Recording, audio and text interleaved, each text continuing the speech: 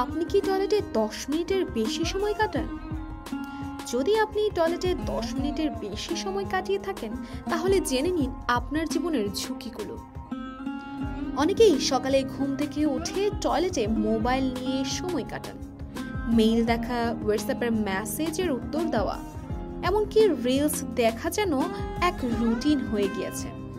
এমনকি কারো কারো টয়লেটে ঢুকেছে নেটফ্লিক্সও।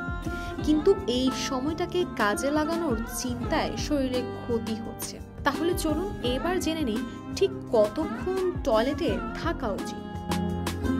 যুক্তরাষ্ট্রের স্টোন ব্রুক মেডিসিনের ডক্টর ফারাহ মঞ্জুরের মতে টয়লেটের স্বাভাবিক সময় হলো 3 থেকে 5 মিনিট। কেউ কেউ 8 মিনিট পর্যন্ত সময় নিতে পারে, তবে 10 মিনিটের বেশি সময় টয়লেটে থাকা একেবারেই উচিত নয়। এবার চলুন জেনে নেই দীর্ঘ সময় টয়লেটে থাকলে কি ক্ষতি হয়। টয়লেটে বসার ভঙ্গি শরীরের জন্য ক্ষতিকর হতে পারে। নিচের দিকে শরীরের রক্ত প্রবাহ বেড়ে যায়, যা রক্তচাপ বাড়ায়। অতিরিক্ত সময় টয়লেটে কাটানো কোলন ক্যান্সারের ঝুঁকি বাড়ায়।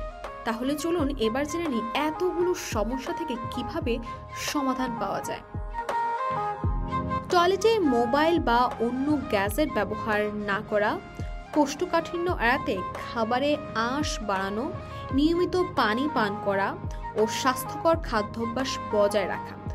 টয়লেটে যদি স্বাভাবিক সময়ের বেশি সময় লাগে, তবে চিকিৎসকের পরামর্শ নেওয়া।